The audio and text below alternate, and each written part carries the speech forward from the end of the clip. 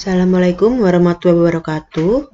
Pada pertemuan kali ini, kita akan membahas tentang bagaimana cara mengoperasikan SPSS. Pada pertemuan sebelumnya, sudah saya beritahu bahwa versi SPSS sampai saat ini sudah sampai versi ke-25. Tetapi kemarin saya menyarankan bahwa untuk pemula dasar kita cukup menggunakan SPSS yang versi 16 karena itu ringan juga. Nah, di sini saya mempunyai ada dua, ada statistik 23 versi 23 dan SPSS versi 16. Untuk yang versi 23 tampilannya seperti ini. Kemudian untuk yang versi 16, karena kita nantinya pakai yang 16 saja sudah cukup, saya buka. Tampilannya awalnya seperti ini. Nah, kalau awalnya muncul seperti ini yang jendela pertama bisa kalian tutup. Nah, maka ini adalah tampilan dari SPSS. Sekilas kalau kalian lihat, ini adalah seperti pada Excel ya. Ada baris dan ada kolom. Nah, sedangkan menu-menu utama pada SPSS bisa dilihat di sini. Di sini ada file di sini berisi tentang fasilitas pengelolaan atau manajemen data dan file. Jadi ada new, ada open dan sebagainya. Kemudian di sini juga nanti ada edit, ada view, ada data, kemudian ada transform, ada analyze. Nah, di sini nanti kita akan banyak bekerja di sini dalam SPSS. Jadi di sini ada analyze, kemudian kita bisa memilih menu-menu apa yang akan kita butuhkan untuk mengolah data. Jadi di sini ada deskriptif, statistik, ada frekuensi, kemudian ada regresi, ada korelasi dan sebagainya. Kita nanti akan banyak bekerja di sini. Kemudian di sini ada graph. Graph itu fungsinya untuk menggambar suatu grafik. Jadi selain bisa juga lewat Excel, jadi SPSS juga memfasilitasi untuk membuat grafik. Kemudian juga ada utilities add-on, Windows, dan Help. Nah, yang perlu kalian perhatikan juga bedanya, kamu bisa lihat di sebelah kiri bawah di sini, itu ada data view dan ada variable view. Jika data view-nya ini dia berwarna kuning, berarti ini adalah tampilan dari data view. Kemudian, kalau kita klik yang variable view berwarna kuning, maka ini adalah tampilan dari variable view. Jadi, variable view dan data view itu adalah dua halaman yang berbeda ya. Nah, fungsinya apa? Kalau data view itu nanti itu untuk melihat data yang kita masukkan. Sedangkan variable view ini digunakan untuk pendefinisian variabel. Nah, di sini kita lihat dalam variable view ada name, type, weight, decimal, dan sebagainya. Nah, untuk name ini berarti adalah untuk memberi nama variabel yang akan kita inputkan ke dalam kolom data view. Kemudian tipenya itu nanti adalah tipe data yang kita masukkan. Apakah data itu berupa angka, apakah datanya bisa berupa kata-kata atau kalimat atau string. Kemudian weight itu untuk mengatur lebar kolom dari data. Desimal ini diperuntukkan jika nanti tipe datanya berupa angka, maka kita membutuhkan ada berapa desimal di belakang angkanya. Kemudian label itu untuk memberi penjelasan dari variabel atau data. Kemudian di sini ada value, missing, column, alert, dan measure. Nah, itu gunanya. Nah, sekarang bagaimana cara menginput masukkan datanya? Kita nanti lanjut ke video berikutnya ya.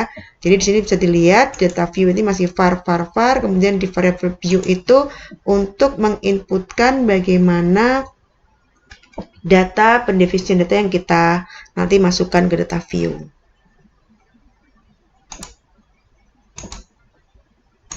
Assalamualaikum warahmatullahi wabarakatuh. Oke, sekarang kita lanjutkan ke berikutnya, menyambung video yang tadi, bagaimana cara menginputkan data ke dalam SPSS. Misalkan di sini saya mempunyai data seperti ini. Ada data mahasiswa baru.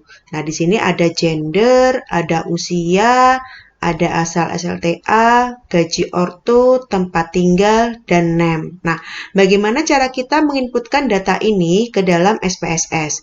Kita buka kembali SPSS-nya tadi.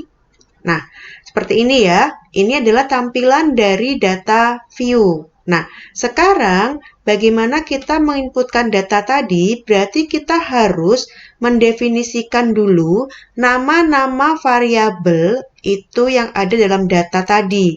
Nah, di data tadi, data mahasiswa baru, itu kan variabel-variabel ini ada gender, ada usia, kemudian ada asal SLTA, gaji ortu, tempat tinggal, dan name. Nah, ke-6 variabel ini kita harus definisikan dulu di variabel view.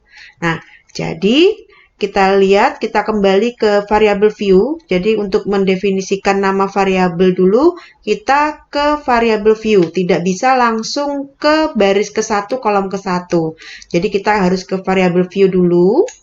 Nah, di variabel view ada tampilan seperti ini. Kita lihat tadi variabel pertamanya apa? Yaitu gender. Nah, berarti di sini namanya kita masukkan adalah gender. Nah, setelah itu kalian klik kanan, secara otomatis nanti yang belakangnya akan mengikuti. Nah, kita pilih untuk tipenya terlebih dahulu. Nah, untuk variabel gender, kita kan nanti akan menginputkan datanya itu adalah pria dan wanita. Nah, pria dan wanita itu tipenya apakah dia merupakan angka atau huruf? Kan dia berupa huruf. Berarti tipenya di sini bukan numerik. Jadi di sini tipenya kita pilih dengan cara klik di sini sampai muncul titik 3. Kemudian kita klik. Nah, kita pilih. Kalau kita memasukkan input datanya itu berupa huruf atau berupa kata, maka di sini kita pilihnya yang string. Kita pilih string, maka di sini ada karakter 8. Artinya karakter 8 di sini artinya berarti nanti di variabel gender, data yang kita inputkan itu maksimal ada 8 huruf. Nah, tapi ini bisa diganti sesuai kebutuhan ya. Jadi kalau tadi kita misalkan di gender itu hanya ada kata pria dan wanita, sedangkan wanita itu hanya ada 6 huruf, berarti 8 ini sudah cukup. Tetapi kalau kita misalkan mau menginputkan datanya itu misalkan katanya matematika, itu kan ada 10 huruf. Berarti karakternya di sini jangan 8, karena kalau hanya karakternya 8, nanti yang terbaca hanya matematikanya nggak terbaca. Jadi ini bisa diganti sesuai kebutuhan, mau diganti 10, mau diganti 50, terserah. Jadi di sini kalau misalkan 8 sudah cukup, kita klik OK. Nah, maka di sini tipenya akan berganti dengan string. Width itu tadi hanya adalah lebar kolom, ini bisa diganti juga sesuai kebutuhan, bisa diklik, nanti ada tanda panah ke atas dan tanda panah ke bawah. Yang atas untuk menambahkan, yang bawah untuk mengurangi. Nah, karena tipenya string itu tadi berupa kata-kata, maka desimalnya di sini nggak aktif. Karena desimal ini hanya diperuntukkan ketika tipenya itu dia merupakan tipe numerik. Nah, label, apa gunanya label? Label itu untuk memperjelas nama dari variabel. Kemudian setelah itu align itu hanya tata cara penulisan, apakah dia tata tulisnya rata kiri atau rata kanan. Nah, berarti kita sudah memasukkan satu variabel yaitu dengan variabelnya namanya adalah gender. Coba kita lihat. Ingat ya, untuk memasukkan nama variabel, kita ke variabel view. Jangan di data view. Nah, sekarang kita lihat bedanya apa yang terjadi di data view. Nah, tadi var tadi akan berubah jadi gender. Nah, sekarang kita lanjutkan, masukkan lagi variabel yang lain. Nah, di data ini misalkan di sini ada usia. Nah, berarti ingat, untuk mendefinisikan nama variabel, kita kembali ke variabel view. Nah, maka yang kedua kita masukkan nama variabelnya adalah usia. Nah, usia di sini tipenya apa? Yang kita inputkan nanti kan berupa angka ya, maka tipenya dia berupa numerik. Nah, desimalnya apakah kita perlu ada angka di belakang koma atau tidak? Kita lihat datanya di sini usianya berupa bilangan bulat. Jadi bisa desimalnya kita tidak berikan, kita beri misalkan tidak ada desimal di belakang koma. Nah, kemudian yang ketiga, nah di sini kita lihat lagi di data view, berarti kita sudah punya dua variabel, gender dan usia. Nah, sekarang lanjut untuk variabel yang ketiga, yaitu asal SLTA. Nah, saya ketikkan di sini asal SLTA. Nah, apa yang terjadi?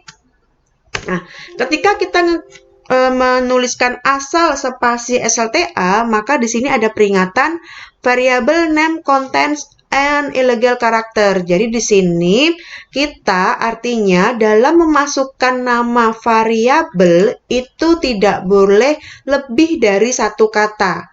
Kalau tadi kita menuliskan asal spasi SLTA, itu dia menganggap bahwa variabelnya lebih dari satu kata. Nah, berarti bagaimana mengatasinya? Kita tulis asal SLTA itu tanpa spasi. Atau kalaupun misalkan mau memberi penghubung, bisa diberi tanda penghubung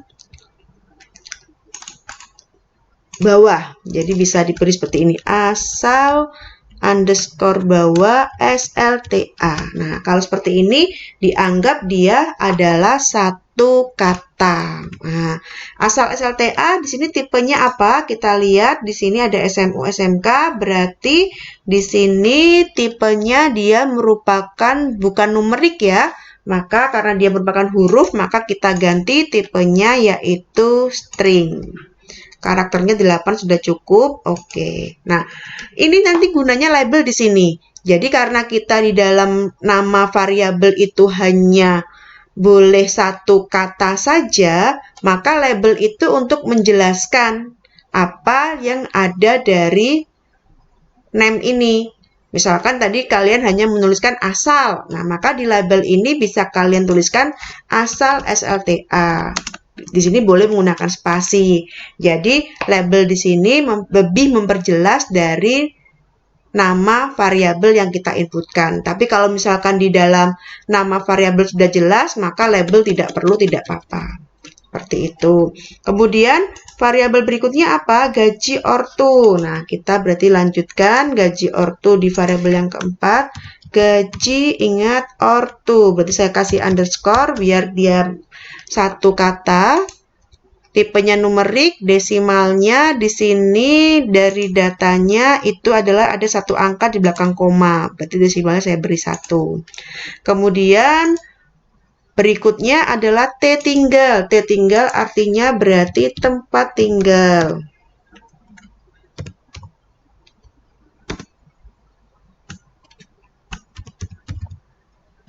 Nah, tempat tinggalnya, tipenya di sini berarti bukan numerik, tapi tipenya adalah string. Tuh, kemudian yang terakhir adalah name. Name dengan di sini ada satu angka di belakang koma. Nah, di sini name tipenya berarti dia merupakan numerik, desimal yang dibutuhkan cuma 1. Nah, berarti di sini di variabel view saya sudah mendefinisikan ada 6 variabel. Nah, kita lihat ke data view sekarang. Nah, jadi di sini ada 6 variabel yang sudah kita inputkan tadi di variabel view.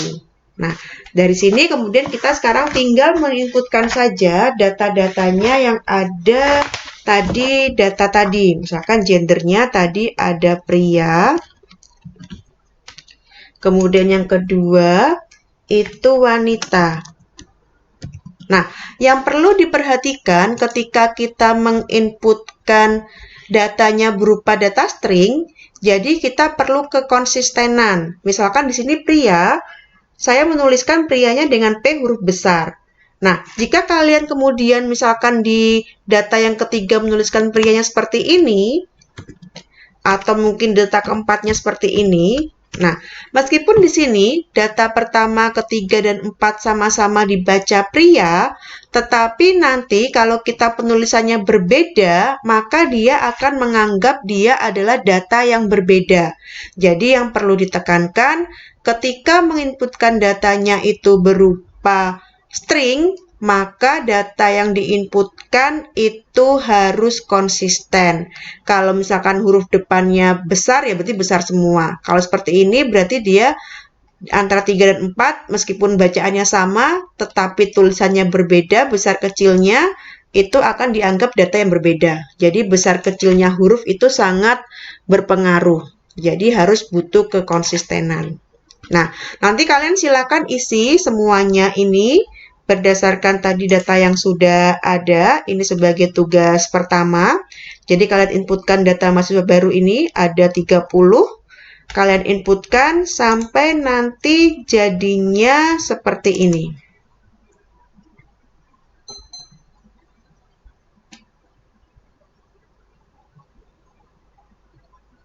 Nah, ini data yang sudah lengkap, saya sudah inputkan. Nah, ini juga karena ini juga asal SLTA ya, juga karena dia datanya berupa string, maka ketika saya menuliskan SMU itu huruf besar semua, maka yang lain pun juga harus konsisten huruf besar semua. Seperti itu. Nah, silakan nanti kalian dicoba untuk bagaimana cara input datanya, dan data yang tadi ini nanti di dalam data mahasiswa baru diinputkan dalam SPSS. Begitu.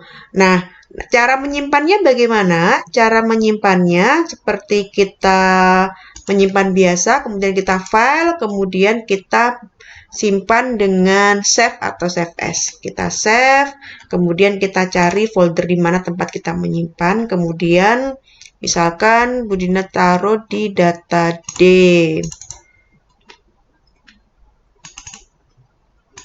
Nah, misalkan begitu, maka kita beri nama, misalkan namanya data mahasiswa. Nah, seperti itu, tinggal kemudian di save gitu aja. Itu untuk menyimpan datanya. Nah, kalau ada keluar seperti ini adalah outputnya. Jadi dalam SPSS itu nanti akan ada 2, jadi antara data dan output itu berbeda. Nah, karena tadi kita dalam datanya, input datanya itu kita belum memperlakukan all data apapun, ini ya bisa diperhatikan ya, ini data mahasiswa, ini outputnya. Jadi, dalam outputnya ini masih kosong, karena kita memang belum olah data apapun. Jadi bisa ditutup. Kalau misalkan save content, no, nggak usah disimpan, karena kita belum olah data apapun. Nah, begitu. Nah, sekarang nanti coba kalian input data sampai mendapatkan data seperti ini. Jika ada yang ditanyakan, nanti bisa lewat obrolan, diskusi, atau juga bisa lewat WhatsApp group. Begitu ya.